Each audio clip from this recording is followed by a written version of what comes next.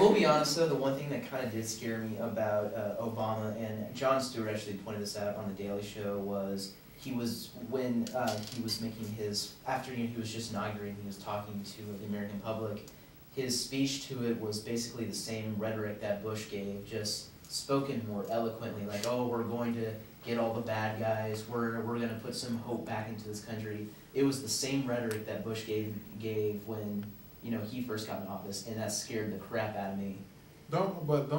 Isn't that the same for all presidents? They all say the same stuff. Oh, we're going to do this, we're going to do that, we're going to have tax cuts, and we're going to have better health care. Relatively, but it had a sort of rhythm to it, that it was the same kind of rhythm that Bush had during his inaugural address. I mean, the thing is too, that can be written off as nearly anything. That can be, and there are certainly unfortunate similarities between Obama and Bush. They're not. It's not like they're opposed on every single issue. It pretty much every president is, like you said, going to use hit those same talking points on their speeches. I mean, you can't really trust any politician. I'm not an anarchist. Well, maybe, I don't know. I don't feel like an anarchist right this very moment, but yes, I am. Well, anyway. But the point is, they're all going to be untrustworthy because their job is to be put in that position of power. Their job isn't necessarily, like, what doesn't matter is, it doesn't really matter how good a job they do, as long as they can continue to get that job over and over again. Like, it's a job that's inherently based around altering your perception more than it is based on actually doing anything. So it's sort of built into our system that you cannot trust the president. Right. Which is a shame. So he also talked about the schools and about how the abortion, the abortion rate and teen pregnancy. He didn't necessarily talk about it, but he also talked about mostly the dropout rate of schools. I'm trying to figure out what you got to think about. They always go back to teen pregnancy and abortion all the time. I'm trying to figure out what do you got to think about that, because for me, in my view of it, if for me, I don't think it's right for y'all to just be having sex and like, oh, I got pregnant and I'm going to have an abortion. That irritates the heck out of me. And I don't know if any of you women have had any experiences or know anybody like that, or what is y'all view on that? Because it just irritates me for people to be going around spreading their legs to the world, having a community baby, and then they want to say, oh, I'm gonna have an abortion. I'm like, that irritates me. That is so nasty. You already joined for this one, Emily. I have a good opinion on this too, but okay. I feel as a man, okay. No, I was about to say, like, in my kind of personal opinion with abortion too, like, that is true, but that really doesn't happen most of the time. Most of the time, it's women who have been abused sexually and cannot support a child, and they simply don't want to bring a child into a world where they can't provide for it, they can't help it, and it's going to be unloved. Now, I understand that part, but I'm talking about the other ones where you have these girls in school that's having sex with everybody, slutting around and stuff, and I'm like, they're just sitting there getting pregnant and keep having abortion. That irritates me. I understand what you're talking about. There's two different type of women. It seems like you're placing a lot of the emphasis on the women, because it's like, someone's got to be putting their dick in that too. Like, you can't blame this all on the girls. This is a two-person process. But the women, they don't, But the men are equally to blame, man. Yeah, they're equally to blame, but the women, for some reason, they're always the decision makers, and there'd be a lot of men that'd be like, you didn't talk to me.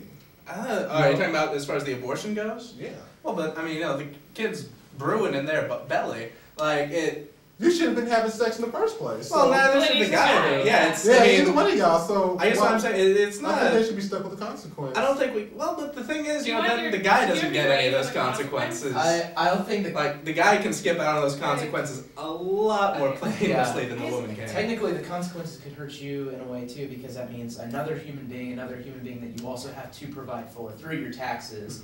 I mean, the population is, large enough, and we don't need to increase it. As I know, kind of bad as that kind of sounds, it is very true.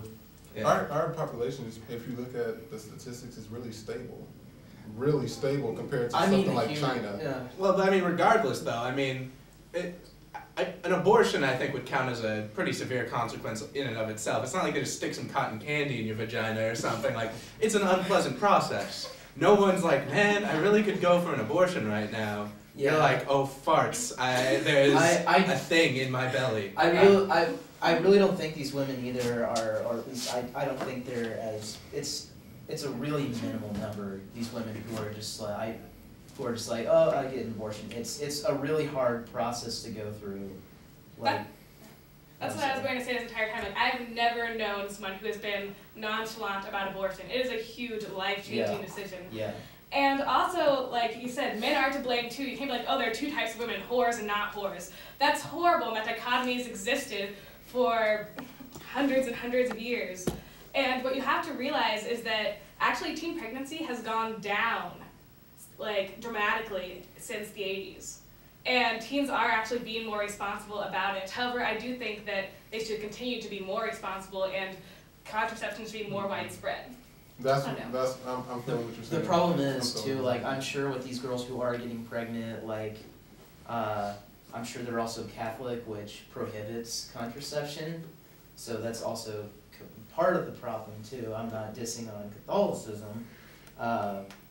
But another kind of point too is I was reading this book called Freakonomics for a class. Great book. I read that too. Great book. Yeah, there was a section in the book that talked about why crime went down in this one city, and analyzes it because is there less drugs? Why is there less drugs? And then it came right down to like, oh, people have been getting abortions, and so that's affecting the generations to come. Like, but and what about there's that less baby's crime. life though? What about that child's life? You sitting here getting pregnant. Oh. You know that you're killing somebody. Well, but That I mean, depends on when you think conception is. I'm not saying, and again we talked about this before, it's not an easy choice, but if let's say that my sister got pregnant and I had to choose between her life and her baby, I would choose my sister because she can make another baby, but I can't get another sister. So that's different. I'm just talking about people just going out and having sex with everybody.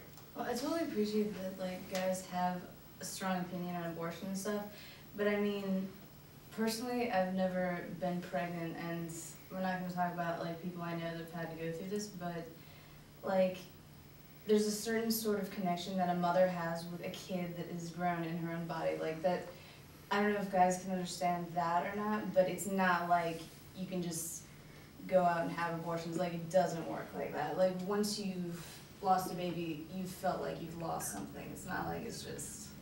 I think the number that you were talking about too is just like way too small, and people just been blowing it out of proportion. Like, oh, there's all these women who are just like getting abortions, just like cannonballing their babies out, just like. We're gonna go on commercial break. We'll be right back.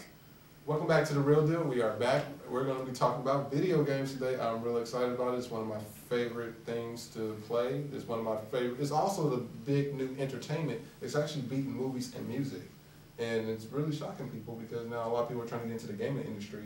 And you see a lot of stars like Vin Diesel. He's making a video game which is probably gonna suck. But he made a video game. And, you know, and you have Grand Theft Auto. You have a lot of big games that's really bringing more people into the market. So what do you think is the big winners of this? Well, it's hands down, and and it's also kind of unfortunate to say this, but Nintendo, I guess, is doing the best with their Wii console right now. I'm actually really angry at the Wii and all the games that have come out for it, because the only ones that I've really enjoyed are Super Smash Bros. Brawl, and then another one called No More Heroes, and then of course everyone loves Wii Sports. It's really the only game that people will play on the Wii. It just looks pretty and it just kind of collects dust. Also, part of another game was Mario Kart. Playing online, those Japanese people are hard to play. They are some hard people to play, but it's really fun. I thought Mario Kart was pretty good, and I also thought the Legend of Zelda. Yeah, I forgot about that. That was great too. It just was dragged really on. utilized. Yeah. I'm just really disappointed. The Wii was probably one of the best systems I played, but I'm the most disappointed in that system. Yeah. The other two systems, you have PlayStation here, which is too damn expensive, and then you had the president of Sony saying, "I want this system to be so expensive that you're going to have to work 2 jobs for it." I was like, "Are you kidding me?"